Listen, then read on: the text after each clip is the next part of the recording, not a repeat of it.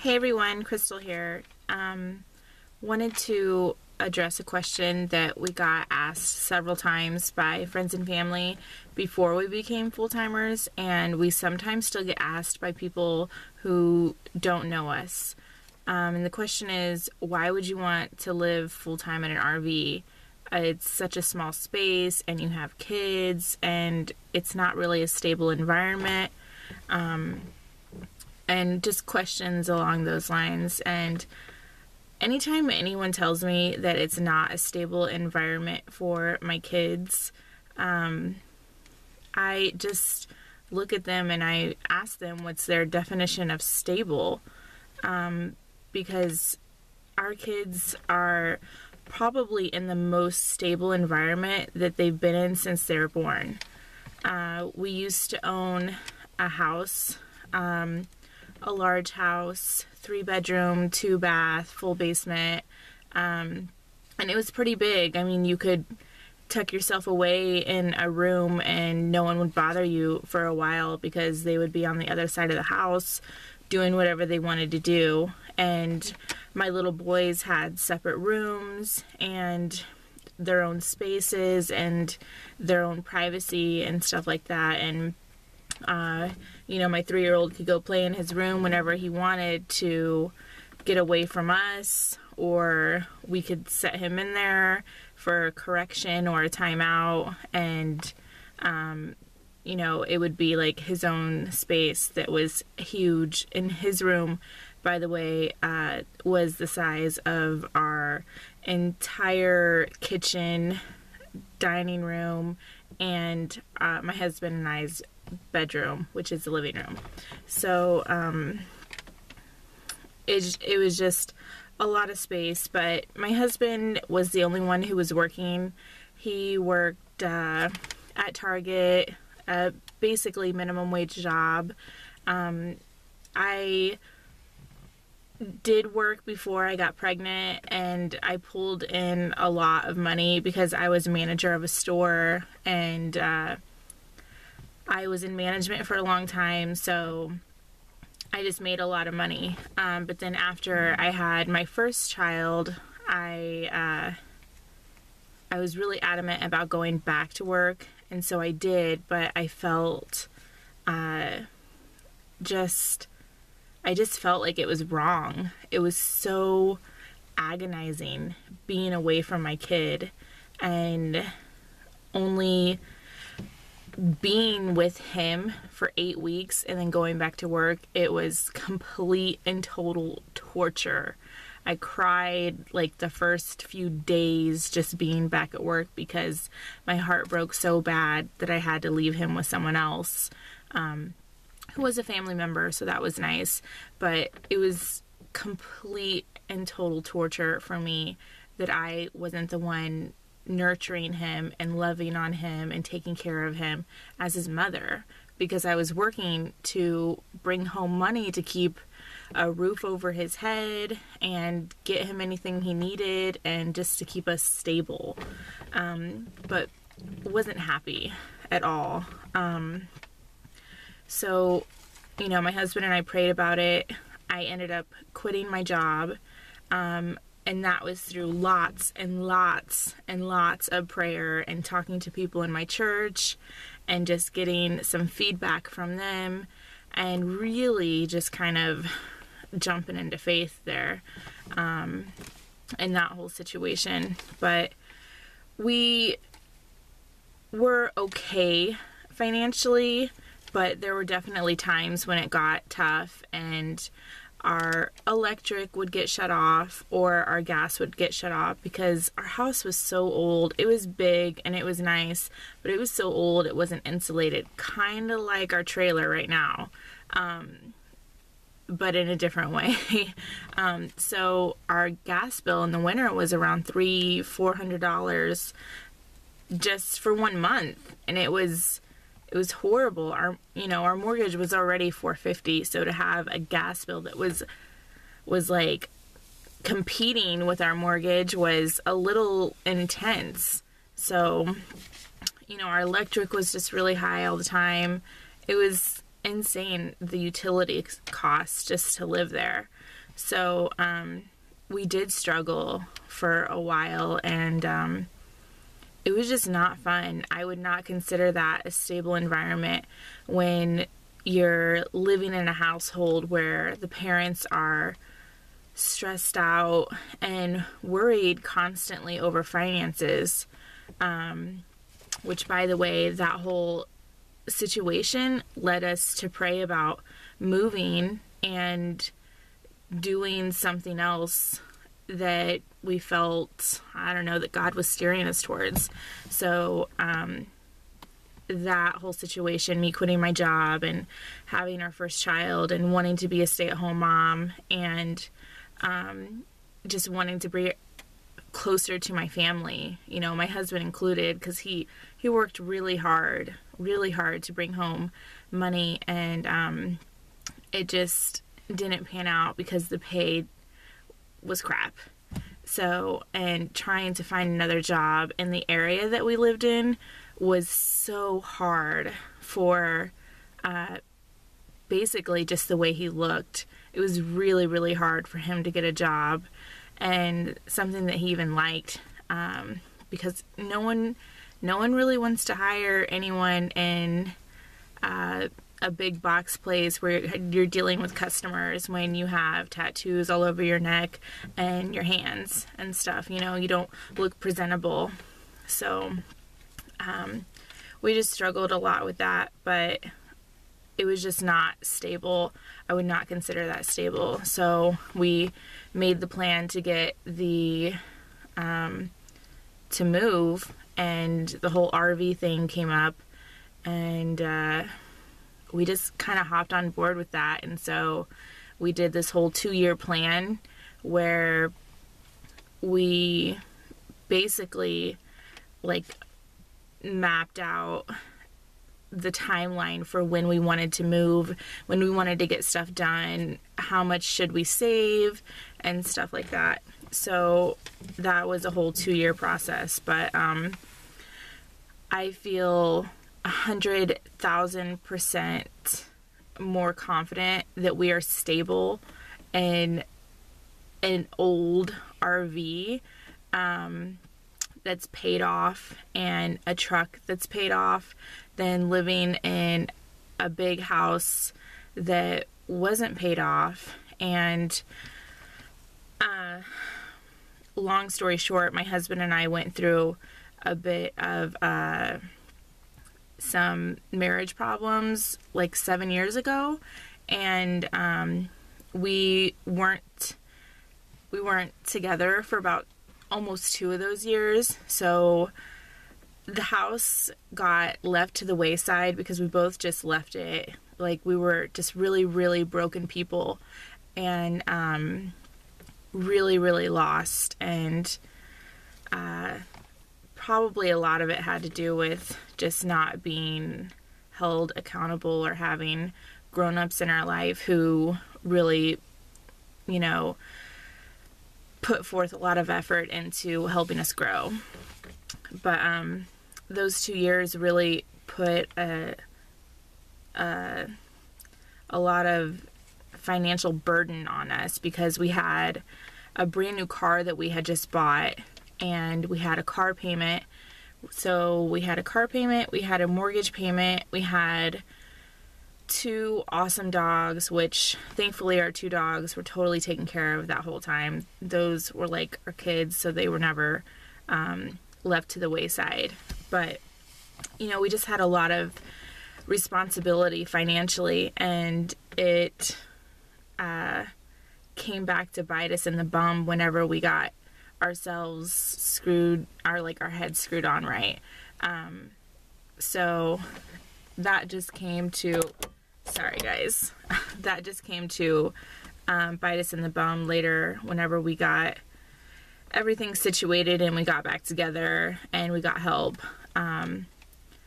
The price of our house, how much we owed on the home, was way, way more than we paid for it, simply due to the fact that those 2 years we would off and on pay, and So we worked something out with the mortgage company and they tacked it on, plus interest, of course. But it was just not a good situation. So it just came back to just bite us. And long story short on that, if you really want to know, our house eventually, before we became full-timers, got taken back by the bank. So we're not proud of that at all, but it was a little out of our hands towards the end financially, because it was just a real burden with catching up with the gas bills and the electric bills. Even with trying to get to work with the gas bills and the electric company and trying to get help financially, it just didn't ever work out. So that sucked really bad, but it was not stable, is what I'm trying to say. Not a stable environment for any children to be in. And I am so thankful that we're out of that situation. Yes, we are still in debt, but we're not worrying constantly that our truck or our RV is going to get taken away because we can't afford a payment, because they are completely 100%. Everything we own right now is 100% paid off. We no longer put anything on credit. In fact, we don't even own credit cards. We're 100% debt-free in what we own. So we're still working on trying to get that debt taken care of that we had when we lived in sticks and bricks, though. But we are 1,000 times happier living like this and living with a lot less. You would be so surprised at how much joy it can bring you to just not have a lot of junk and to have a lot less space. I mean, I am pretty much forced to spend time with my husband and my kids, even if I want me time. So it's awesome. At the same time, it can get on your nerves every once in a while. But I can tell you that since we've been full-timing for the five-ish months that we've been full-timing, I have never... Sorry, guys. Just so you know, I'm sitting in my truck because everyone fell asleep at 7 o'clock in the trailer. And I'm really trying to be respectful and not wake them up. But, yeah, we just have a lot less stuff. And it's really nice. And we're pretty much forced to be together all the time. And it's really nice. Yeah, so in the 5-ish months that we've been full-timing, we've really, really just grown to know each other more than you would think someone could know each other. I have been with my husband. I've been married with him since we got out of high school, so we've been married 12 years. I know on another video that we said 13 years we've been married. I think that was my husband, but the math was off on that by a year. So we got married out of high school. We've been married for 12 years. We've been together longer than that, but only 12 years married. So it's just I've grown to notice things about him that I normally wouldn't notice in a larger home because we wouldn't be in such close proximity. And same with my kids, just how awesome they are and their little quirks and how I get to like really just watch them grow because I don't have the distractions around and the space around to get me away from them. And I think that having, our kids having both their parents around constantly and just always at their beck and call is stability. I know a lot of people, especially in our age group, who don't have, you know, a spouse, or, you know, their child's other half, or their child's father or mother isn't around, or they're just not together. You know, how much more stable can our kids have in a home that's paid off, and parents who are always around to just love them, educate them? You know, we homeschool our oldest one already, and he gets one-on-one attention for his education. And you can't say that about a public school, taking them to a public school. Because I used to be a teacher's aide for a while, and it was like the teacher is like a 1 to 30. Like, there would be 30 students in a classroom to one teacher. And there is no way in that like hour and a half time frame, or even in like pre-K and first grade through 8th grade, that you could get one-on-one attention that the kids really need. And my kids get that. You know, I get to teach them, and I get to see them grow, and I'm the one who gets to see the light bulb go off in their head whenever they really learn something and it clicks with them. And how exciting is that?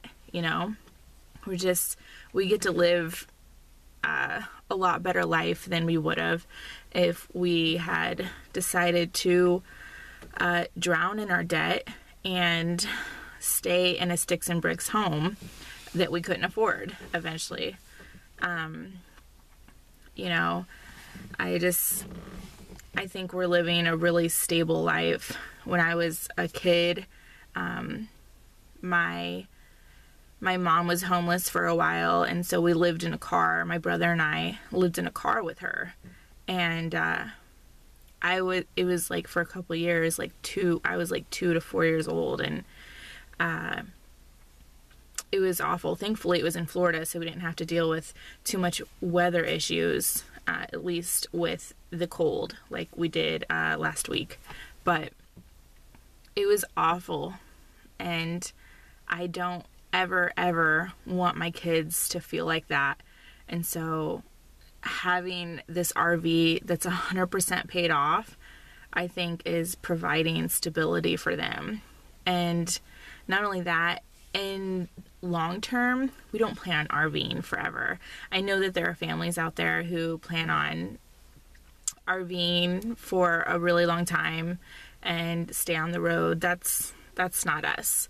We love this life, and we love doing this, and we'll probably do it for a couple years, just because we can't afford a tiny home right now.